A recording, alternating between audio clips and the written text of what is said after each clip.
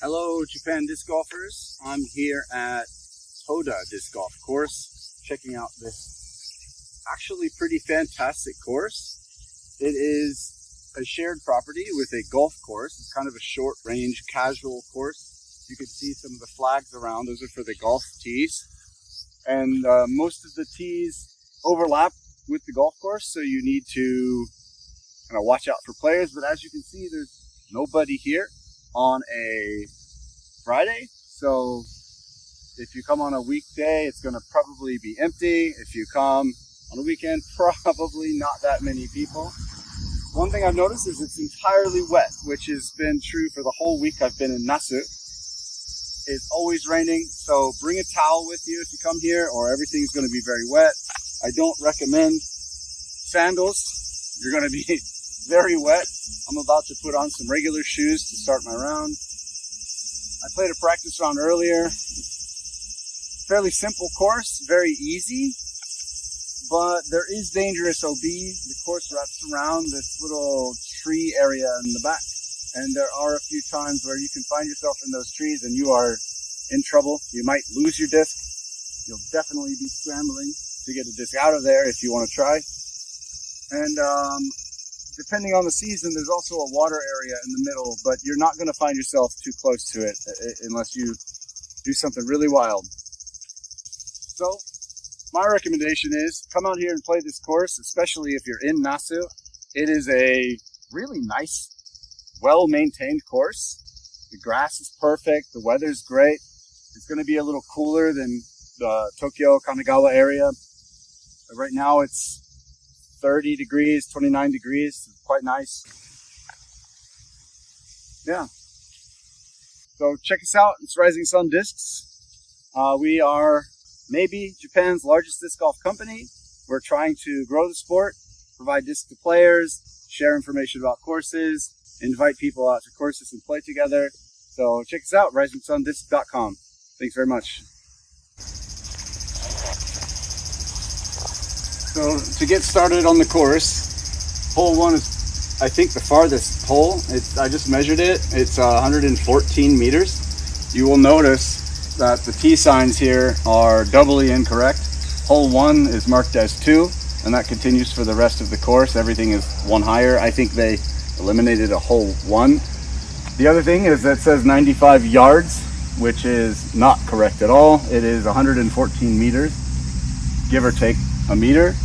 I think they must have redone the course but have not changed the signs. But the good news is almost every hole is longer than it says, which makes it a far more interesting course.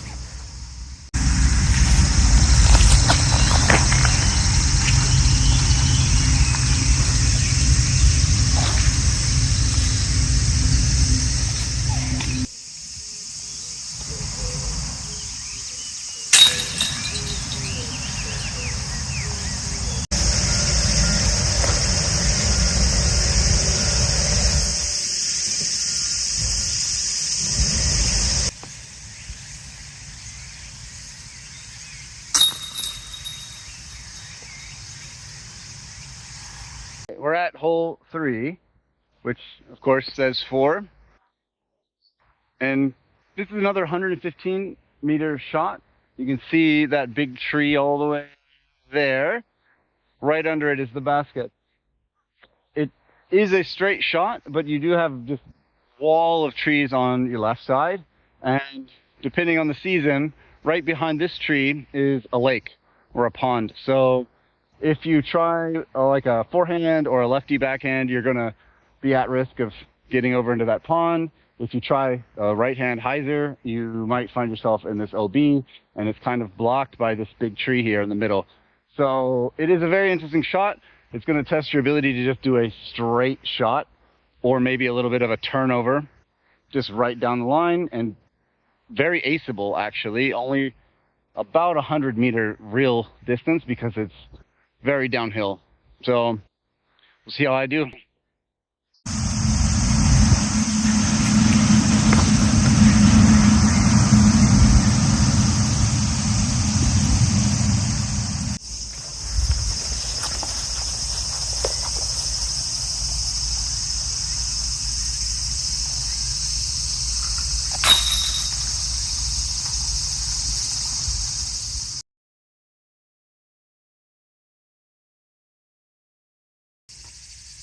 Here we are at hole 4. My favorite hole here because it's absolutely ridiculously difficult for the right-hand players, but it's a free birdie for us lefties. We just want to, basket right there, right behind this last tree, which for a right-hand backhand player, you're going to have to go up and over these trees, or maybe like a skip line under this tree, but probably you're going to want to eyes over these trees. For us lefties or right-hand players with a forehand, you're going to just go straight here, and it's just going to hook into the basket, no problem.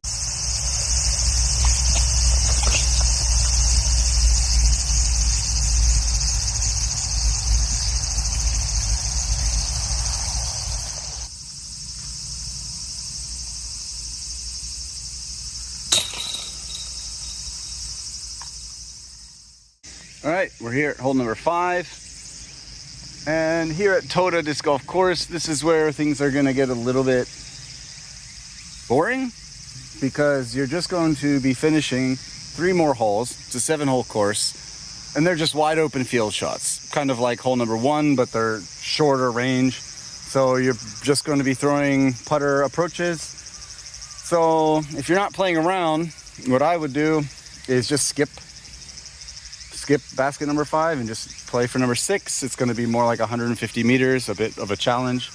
Might bring a distance driver with you, actually, and do the same for the next and the same for the next. You can backtrack a little bit.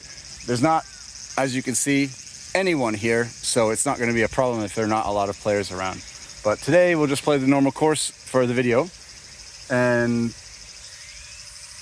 we'll keep note that to the right of the basket there is a water trap, but it should be very easy to avoid. Right-hand players can't hit it, and left-hand players really shouldn't be getting over there anyways. You should just approach the basket from the left, set it down, really easy approach, putt, birdie.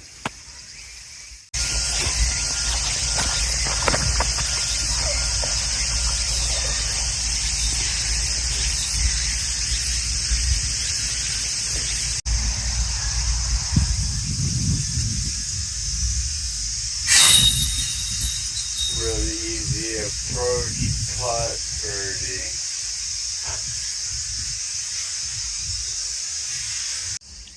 Here we are on hole number 6. You can see it is another wide open field shot, 85 meters. Pretty simple, nothing to worry about. The basket is down a little hill, so you can skip it into the basket, or you can just do a regular hyzer shot.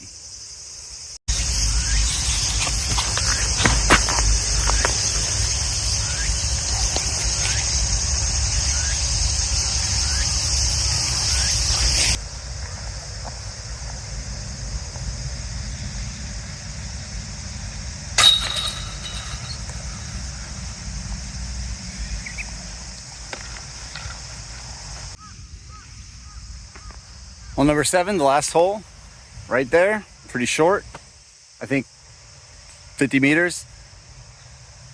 Pretty easy shot, just don't throw it in the trees.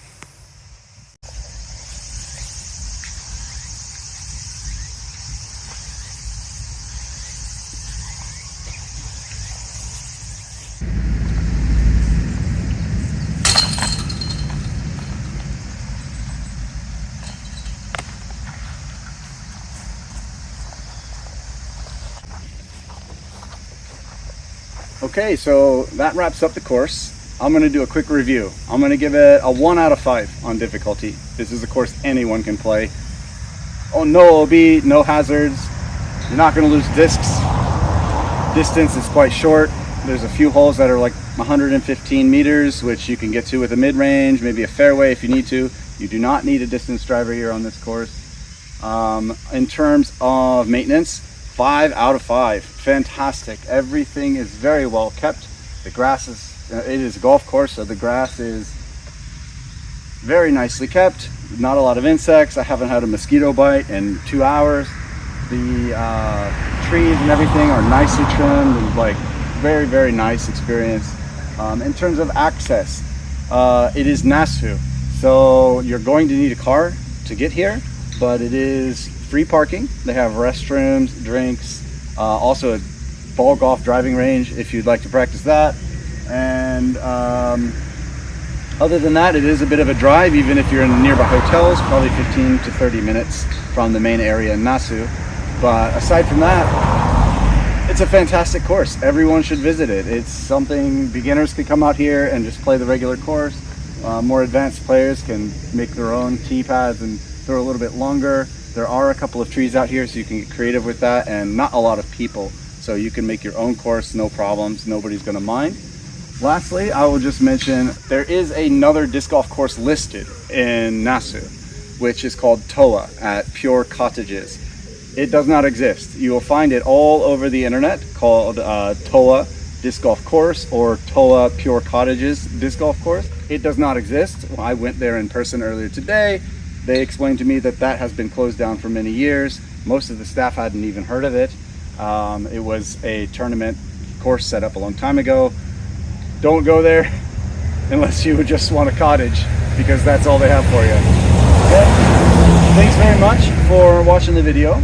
Check out our channel. We'll try to get more of these videos done of the courses all around Japan as I travel around playing all of the amazing disc golf courses here.